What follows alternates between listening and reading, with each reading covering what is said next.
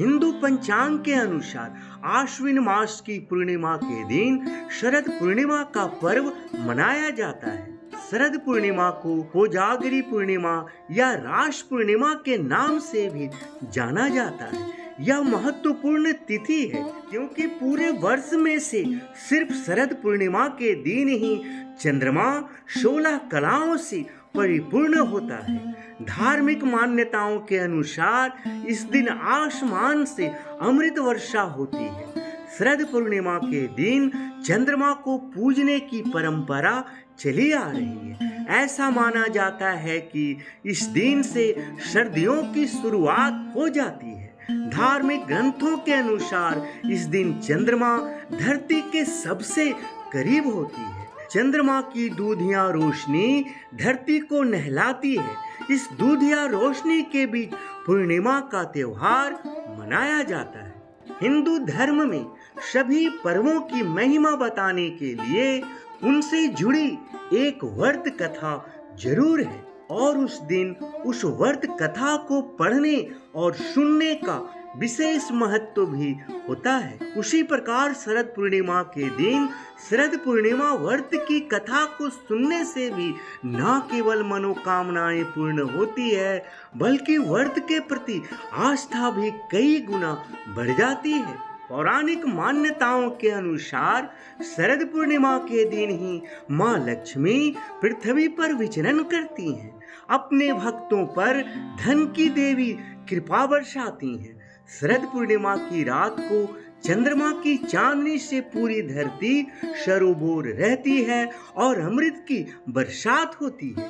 इन्हीं मान्यताओं के आधार पर ऐसी परंपरा बनाई गई है कि रात को चंद्रमा की चांदनी में खीर रखने से उसमें अमृत समा जाती है। शरद पूर्णिमा के दिन पवित्र नदियों में स्नान करने की परंपरा है। यदि ऐसा नहीं कर सकते हैं तो घर में पानी में ही गंगा जल मिलाकर स्नान करें और स्वच्छ वस्त्र धारण करें।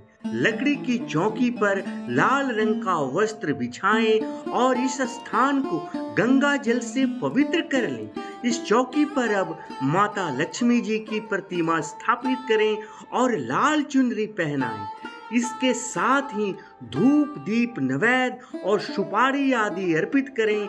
माँ लक्ष्मी की पूजा करते हुए ध्यान करते हुए लक्ष्मी चालीसा का पाठ करें। शाम को भगवान श्री विष्णु जी की पूजा करें और तुलसी पौधे के पास भी घी का दीपक जलाएं और इसके साथ ही चंद्रमा को अर्घ्य दें। चावल और गाय की दूध की खीर बनाकर चंद्रमा की रोशनी में रखें। कुछ घंटों के लिए खीर रखने के बाद उसका भोग लगाएं और प्रसाद के रूप में पूरे परिवार को खिलाएं।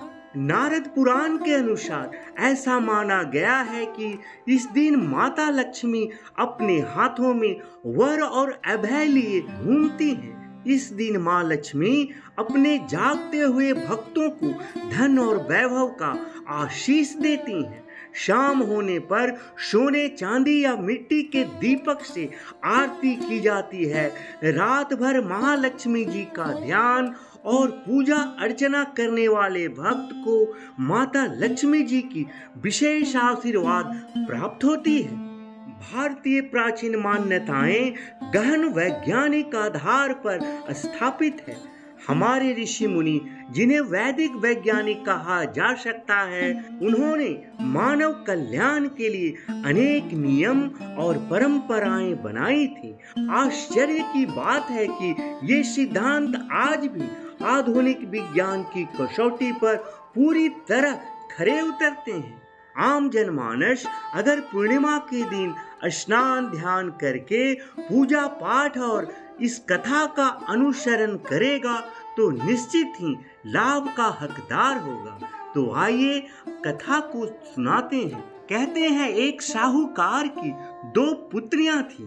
दोनों ही पुत्रियां पूर्णिमा का व्रत करती थीं, परंतु बड़ी पुत्री व्रत पूरे विधि विधान से रखती थी जबकि छोटी पुत्री अधूरा व्रत करती थी।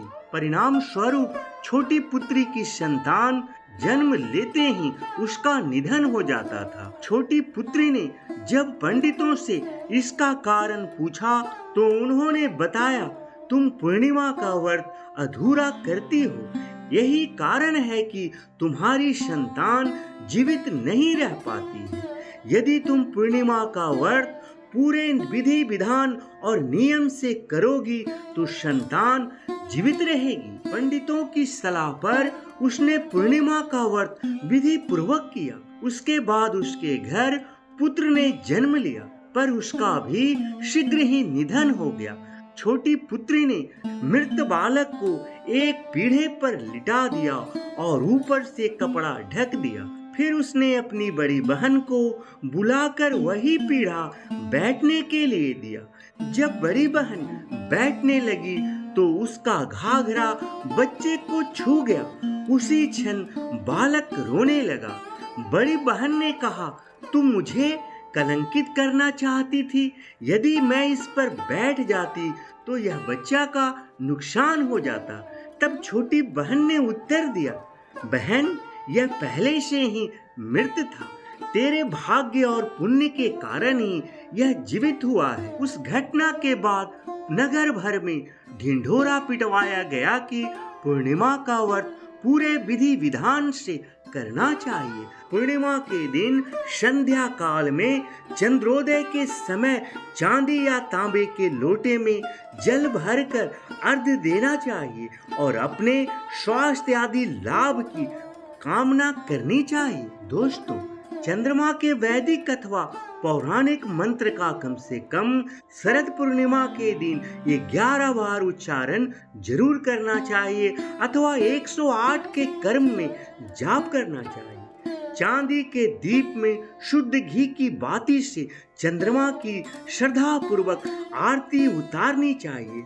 यदि आप आर्थिक तंगी से जूझ रहे हैं तो शरद पूर्णिमा के दिन स्नान के बाद भगवान श्रीहरि और माता लक्ष्मी जी की पूजा करें।